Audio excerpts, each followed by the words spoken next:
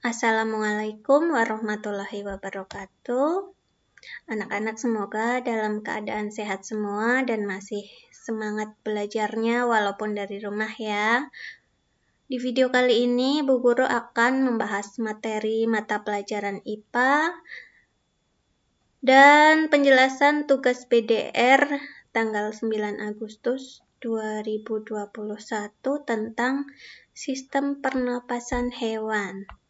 Tujuannya nanti anak-anak dapat menjelaskan alat dan sistem pernafasan hewan.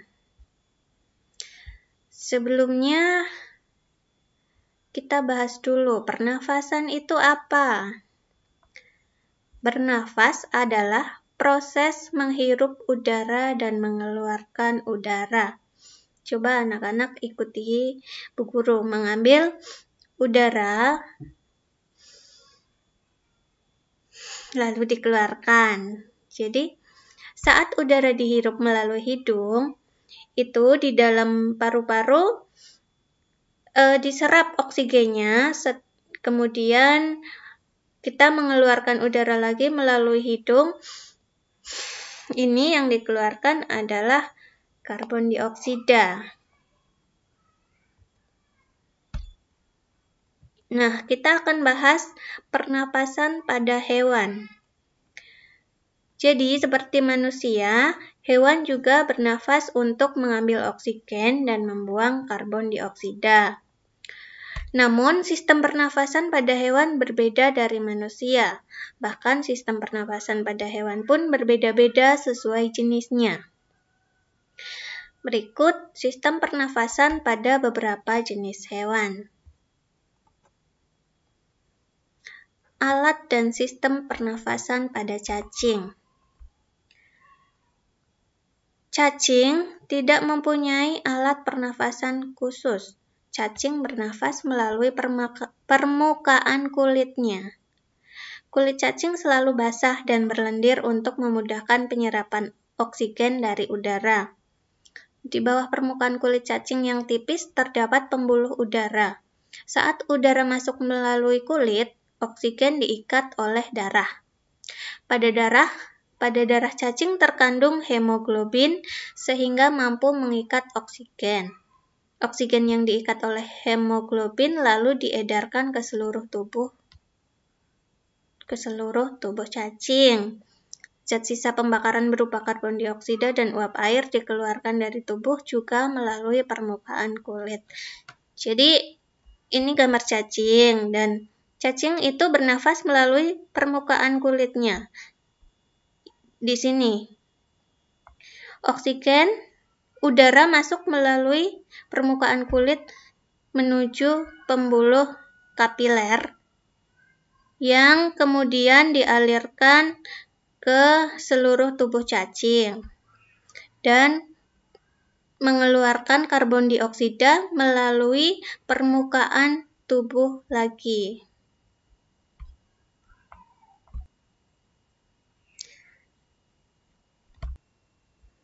Jadi, cacing itu bernafas melalui permukaan kulitnya.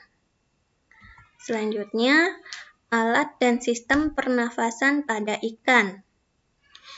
Ikan bernafas dengan organ khusus mirip saringan yang disebut insang.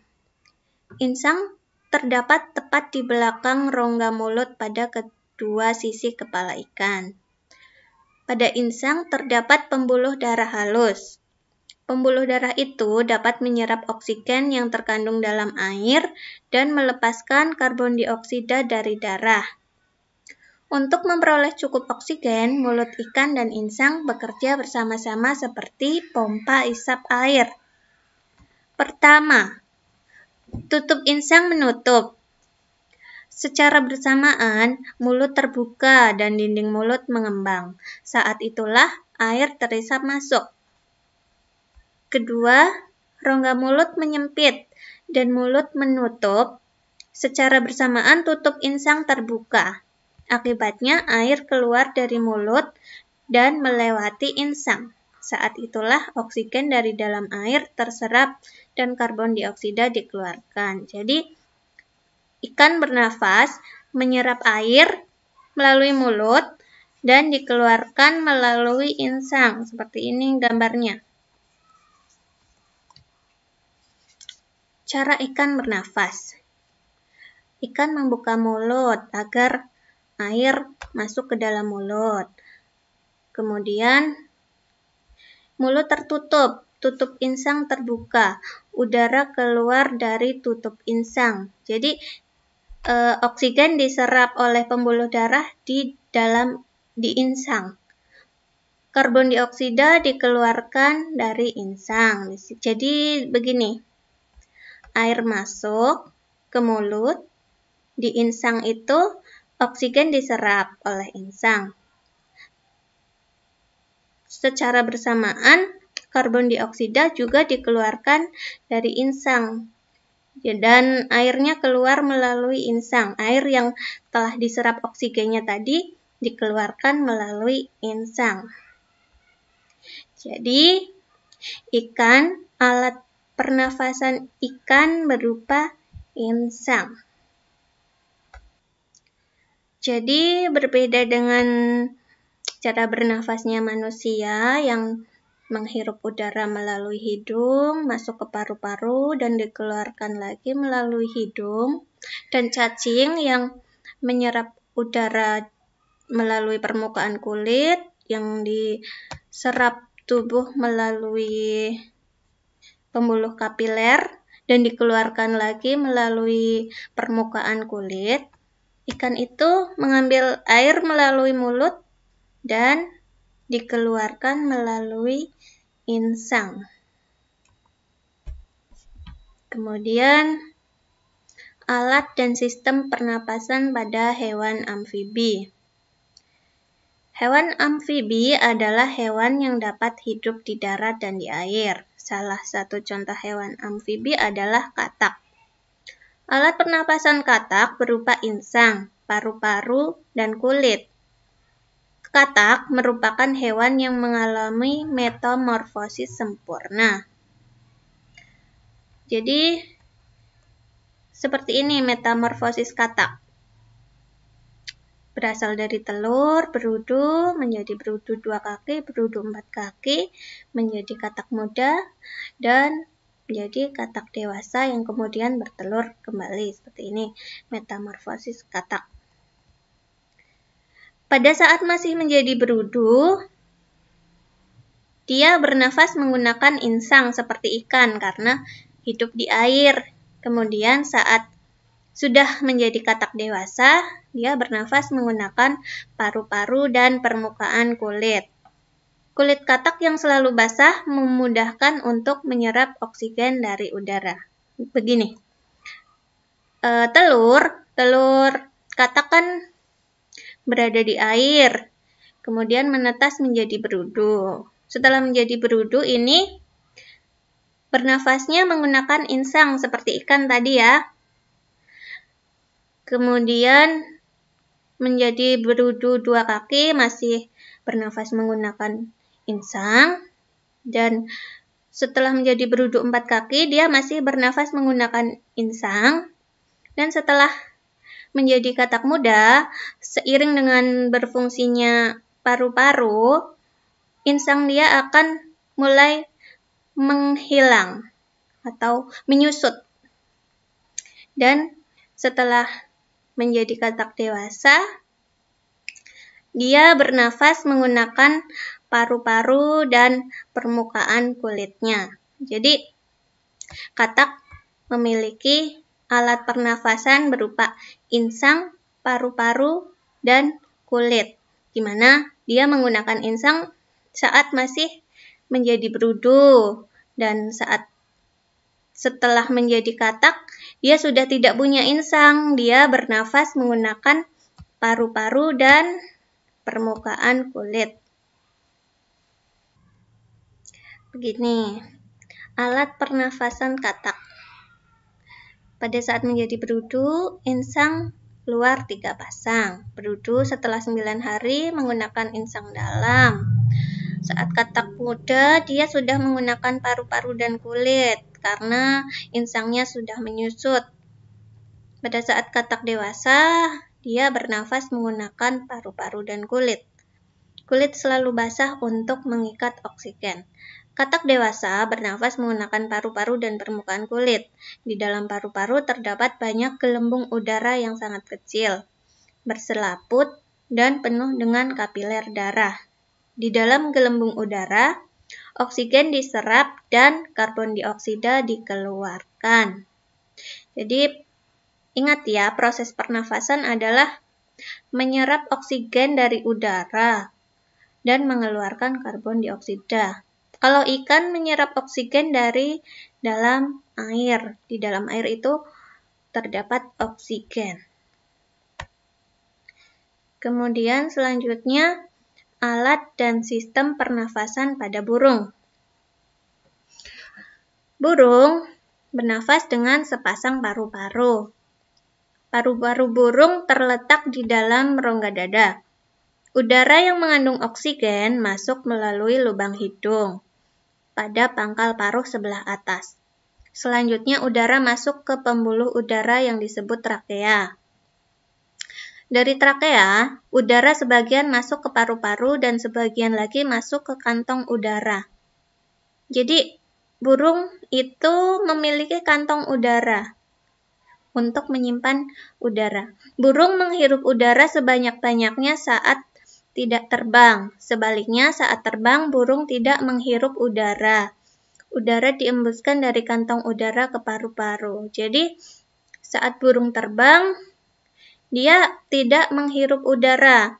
Dia menyimpan udara saat tidak terbang, menyimpannya di dalam kantong udara.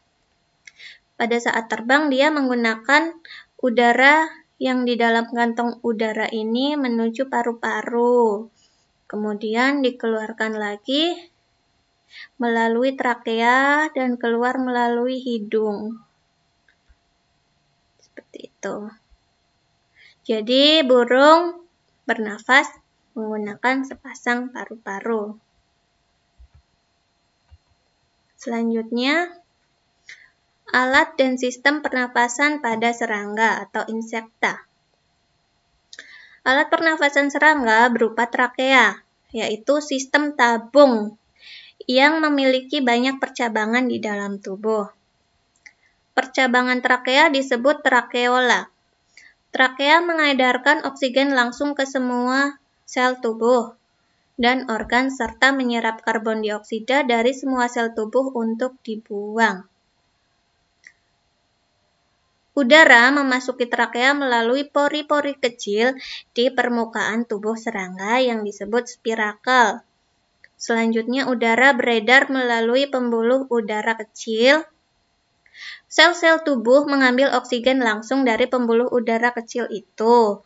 Karbon dioksida dari sel akan mengalir ke trakeola lalu dibuang melalui lubang spirakel. Lubang spirakel itu yang terdapat di permukaan tubuh serangga. Jadi dia mengambil udara melalui permukaan tubuh, melalui lubang spirakel, dan kemudian dikeluarkan lagi melalui lubang spirakel yang sama. Ini gambarnya. Jadi inspirasi itu udara luar masuk melalui spirakel menuju trakeol sampai ke sel-sel tubuh. Dari sini. Spirakel tempat udara masuk. Spirakel itu terdapat di permukaan tubuh serangga. Kemudian masuk ke trakea dan terjadi pertukaran penyerapan oksigen dari menuju sel-sel tubuh dan mengeluarkan karbon dioksida dari sel-sel tubuh kembali melalui spirakel yang terdapat di permukaan tubuh serangga. Pertukaran gas terjadi di dalam trakeol. Di sini pertukaran gasnya terjadi. Ekspirasi adalah proses pengeluaran karbon dioksida. Karbon dioksida akan menuju trakea dan keluar melalui spirakel. Jadi, udara masuk melalui permukaan tubuh serangga, melalui spirakel. Setelah itu karbon dioksida, setelah oksigen diserap ke seluruh tubuh, dia mengeluarkan karbon dioksida melalui lubang spirakel juga.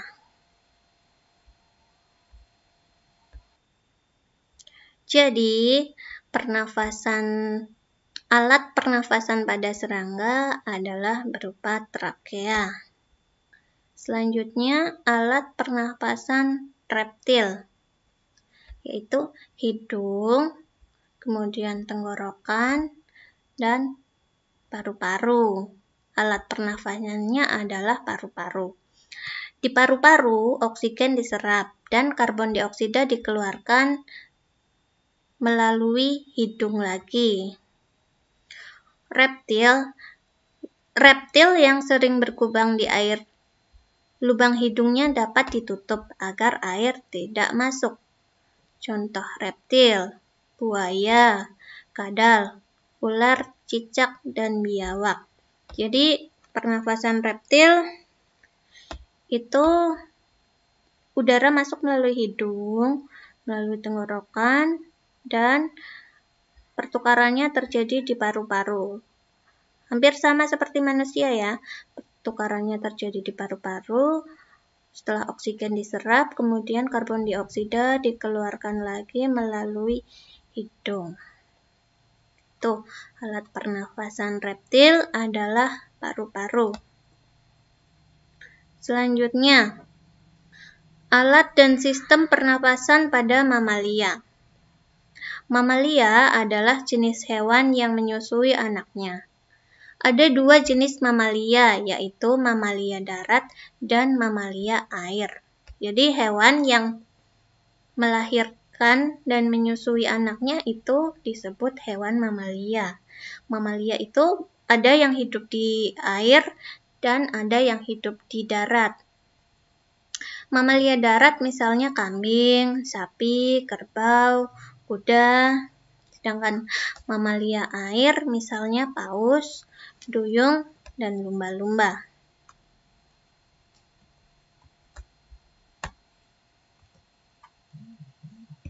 Alat pernafasan mamalia. Alat pernafasan mamalia darat terdiri atas hidung, pangkal tenggorok, batang tenggorok, dan paru-paru. Berikut ini alat pernafasan kuda. Udara dihirup melalui hidung, kemudian melalui trakea dan menuju paru-paru. Di dalam paru-paru, oksigen diserap ke seluruh tubuh dan mengeluarkan karbon dioksida melalui jalur yang sama, dikeluarkan melalui hidung. Jadi, beda seperti ikan ya, ikan yang mengambil air melalui mulut dan airnya dikeluarkan melalui insang.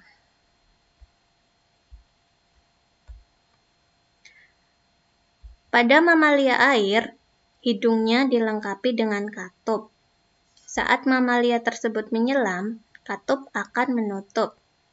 Sebaliknya, saat mamalia tersebut muncul ke permukaan air, katup terbuka. Saat itulah mamalia air tersebut akan menghirup oksigen serta mengeluarkan karbon dioksida dan uap air. Jadi saat di dalam air, katup di dalam hidung itu, katup di permukaan hidung mamalia air ini akan menutup agar airnya tidak masuk ke dalam hidung. Jadi sesekali mamalia air ini muncul ke permukaan untuk mengambil udara untuk bernafas sekaligus mengeluarkan karbon dioksida.